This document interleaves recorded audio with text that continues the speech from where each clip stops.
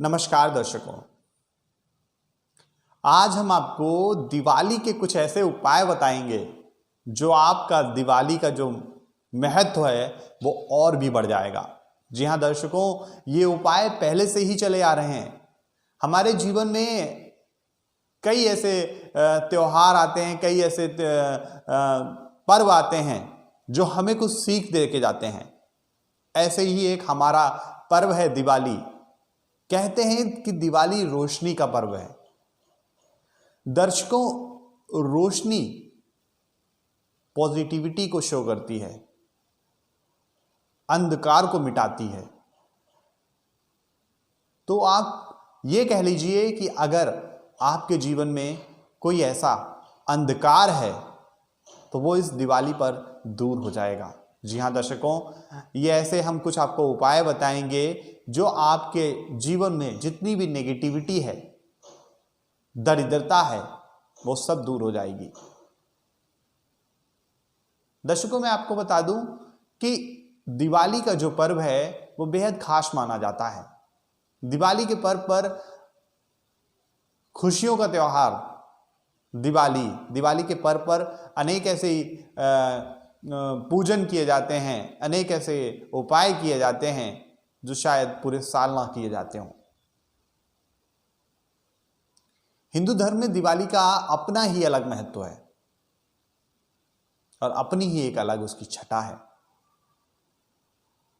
दिवाली पर्व की अगर इतिहास की बात करें तो दर्शकों, कहते हैं कि भगवान श्री राम जब 14 वर्ष का वनवास काटकर अयोध्या वापस आए थे तो उनकी आने की खुशी में अयोध्या वासियों ने घी के दिए जलाए थे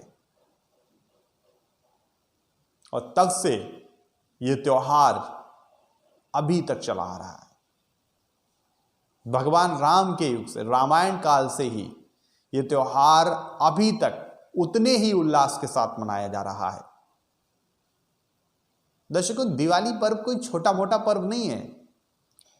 दिवाली पर्व अपने आप में एक खास महत्व रखता है। जैसा कि मैंने आपको बताया कि भगवान श्री राम जब 14 वर्ष का वनवास काटकर अयोध्या वापस आए थे तो अयोध्या वासियों ने उनके आने की खुशी में घी के दिए जलाए थे। तो दर्शकों, इस बार जो दिवाली का पर्व है वो 14 नवंबर को मनाया जाएगा और दिवाली के पर्व पर माता महालक्ष्मी की पूजा की जाती है। तो हम उपाय के बारे में बात कर रहे थे। दर्शकों, मैं आपको बताऊं कि अगर आपने इस दिवाली माता महालक्ष्मी को मना लिया तो आप किसी प्रकार के अगर आर्थिक संकट से जूझ रहे हैं या यूं कहें कि आपको पैसे की किल्लत हो रही है तो वो किल्लत दूर हो जाएगी और आप अपने जीवन में पैसों की किल्लत से बच सकते हैं। दर्शकों, मैं आपको बताऊं कि धन का जो मामला होता है वो माता महालक्ष्मी के हाथ में होता है। व्यक्ति धनवान बनता है तो माता महालक्ष्मी की कृपा के बिना यह संभव नहीं हो पाता। अगर आपको धनवान बनना है तो आपको माता लक्ष्मी को प्रसन्न करना ही होगा। कहते हैं कि लक्ष्मी के बिना तो दुनिया अधूरी लगती है। तो अगर माता लक्ष्मी आपके पास नहीं है तो आपका जीवन सूना सूना रहेगा, आपको खुशियां नहीं मिलेंगी, यश नहीं मिलेगा, वैभव नहीं मिलेगा। तो दर्शकों, सबसे महत्वपूर्ण माना जाता है धन, और धन पाने के लिए आपको माता महालक्ष्मी की पूजा करनी है। तो आपको माता महालक्ष्मी को प्रसन्न कैसे करना है? दर्शकों, हम आपको एक मंत्र बताएंगे।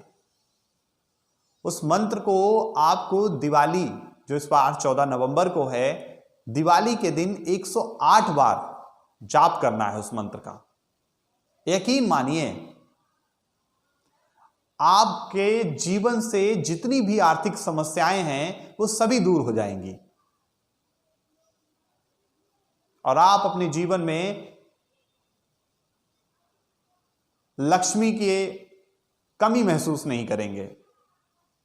दर्शकों, तो ये मंत्र कौन सा है हम आपको बता। दर्शकों, इस मंत्र का आपको 108 बार जाप करना है और दिवाली के दिन इस मंत्र को आपको 108 बार जाप करते समय आपको ये ध्यान रखना है कि आपका जो मुख है वो पूरब की तरफ होना चाहिए और आपके मन में सिर्फ माता लक्ष्मी का ध्यान होना चाहिए। जी हाँ दर्शकों, और अगले उपाय की अगर हम बात करें तो अगला उपाय कौन सा है, आइए दर्शकों, दिवाली के दूसरे उपाय की अगर बात की जाए तो कहते हैं कि हल्दी को शुभता का प्रतीक माना जाता है। दिवाली के दिन माता महालक्ष्मी के पूजन में आपको हल्दी की कुछ गांठें अवश्य रखनी चाहिए। अगर आप हल्दी की कुछ गांठें माता लक्ष्मी के पूजन में रखते हैं तो माता लक्ष्मी इससे आप प्रसन्न होती हैं और पूजा संपन्न होने के बाद वही गांठें आप जहां पर अपना धन रखते हैं, तिजोरी, जो भी जहां पर भी आप अपना धन रखते हैं, वो गांठें किसी कपड़े में बांधकर वहां पर रख दें। आपके घर में बरकत आएगी और माता महालक्ष्मी की कृपा आप पर बरसने लगे। दर्शकों, अगली अगर उपाय की बात की जाए तो कहते हैं कि शनि की अगर किसी पे वक्र दृष्टि होती है तो उसको भी आर्थिक समस्याओं से जूझना पड़ता है, उसको भी पैसे की किल्लत बच जाती है, उसको भी धन संबंधी समस्याएं होने लगती हैं। तो दर्शकों, दीपावली का पर्व जो है वो शनिदेव के लिए भी खास माना जा रहा है। जी हाँ दर्शकों, दिवाली के पर्व पर आपको क्या करना है, दिवाली का पर्व लक्ष्मी पूजन शाम को करने के बाद जब अगले दिन दिवाली की समाप्ति होती है तो सुबह आपको सूर्योदय से पहले स्नान करना है और किसी पीपल के वृक्ष पे जल चढ़ाना है। उसके बाद उसी रात में आप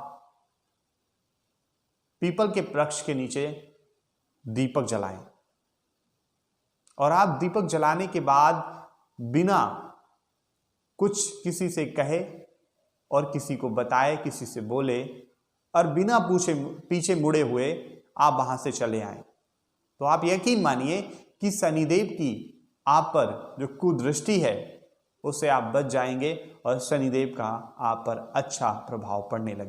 दर्शकों, अगला टोटका बहुत कॉमन टोटका है, इसको सभी जानते हैं। इस टोटके में कुछ इतना खास नहीं है। दर्शकों, आपको करना क्या है, बाजार से दिवाली के दिन आपको झाड़ू खरीद कर लानी है और उस झाड़ू से आपको पूरे घर की साफ सफाई करनी है और फिर बाद में वो झाड़ू आपको कहीं छिपा कर रख देनी है। ऐसा माना जाता है कि ऐसा करने से पूरे साल आपको आर्थिक परेशानी नहीं होगी, आर्थिक समस्याएं आपकी नहीं होंगी। तो दर्शकों, ये जो उपाय है वो सभी जानते हैं लगभग, तो आपको भी करना चाहिए।